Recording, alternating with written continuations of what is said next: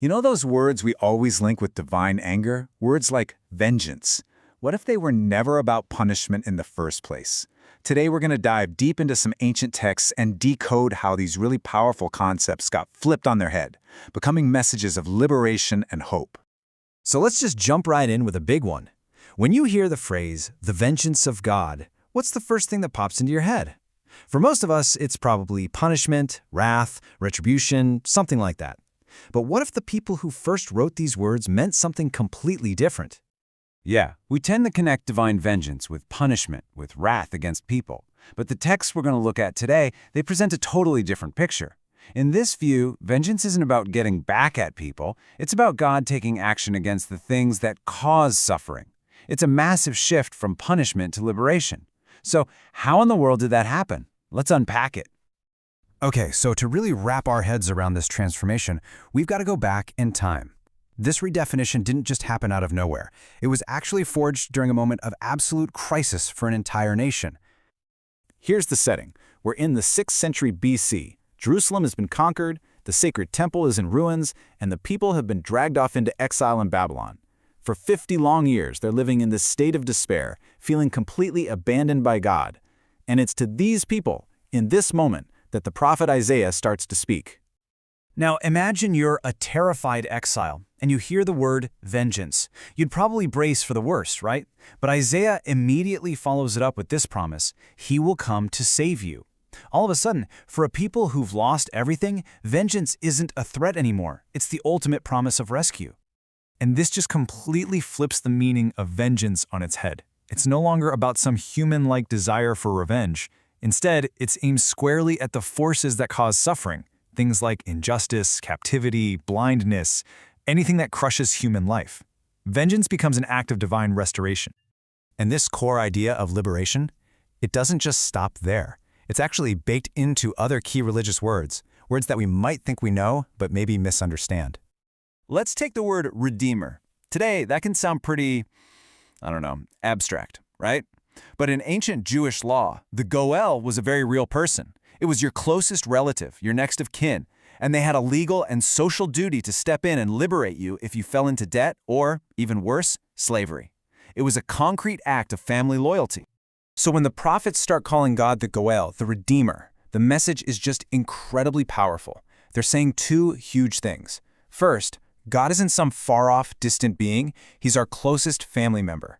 And second, his main job, his primary action toward us, is to set us free from whatever is holding us captive.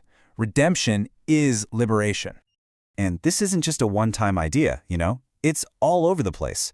The Psalms, for example, are just filled with these descriptions of a God who is constantly in action, setting prisoners free, giving sight to the blind, lifting up people who are beaten down. It's not just a theory. It's a consistent picture of a God who always steps in for the vulnerable.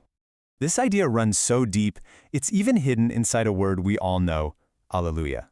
We might just think of it as a generic shout of praise, but its roots are way more specific. According to ancient commentary, it's a celebration of being brought from servitude to liberty. It is literally the song you sing when you've been set free. Okay, so this all sounds amazing, but it brings up a pretty big question, doesn't it? If we're liberated, why is life still so hard? Why is there still a struggle? Well, the next texts we're looking at decode the meaning of patience, and trust me, it's probably not what you think. We tend to think about patience as just passively waiting around for something to happen. But the original Greek word used in the New Testament literally means to have a long breath. Think about it. That suggests something active, like the endurance of a long-distance runner who needs stamina and training to make it to the finish line. The letter of James gives us two really powerful models for this kind of active endurance. First, you've got the farmer. The farmer trusts the process. They know they can't force the crops to grow faster, so they trust the seasons and keep working. Then you have the prophet, who stays courageous and true to their mission even when people are hostile.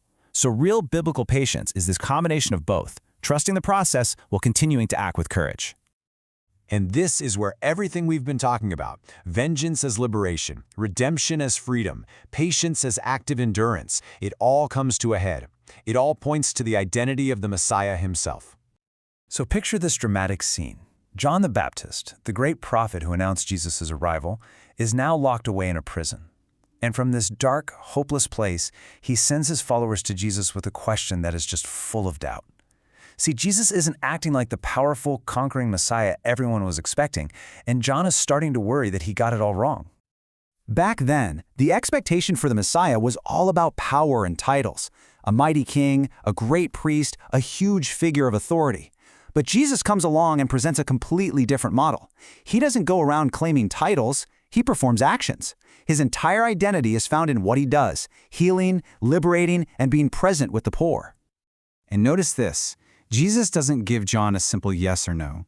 He doesn't claim a title at all. Instead, he just points to his actions. He basically says, "Go tell John what you see." And then he lists the very acts of liberation that the prophet Isaiah said would happen. He proves who he is, not by what he says, but by what he does. I mean, this is a total redefinition of what power even is. The message is crystal clear. True divine authority isn't about control or status or having a big title. It's about the power to mend what's broken, to heal what's sick, and to restore life and hope to people who've lost it. So, what we've seen is this really consistent thread running through all these ancient texts. They take these words that we normally associate with force or control, like vengeance and redemption, and they consistently flip them, reinterpreting them as acts of liberation, healing, and freedom for the oppressed. This whole journey of reinterpretation really leaves us with a final question, doesn't it? We started this by questioning a word we thought we totally understood, and it makes you wonder, what if the things we are most certain about in our own lives are actually just invitations? Invitations to look a little closer and discover a much deeper, more liberating truth that's been waiting there all along.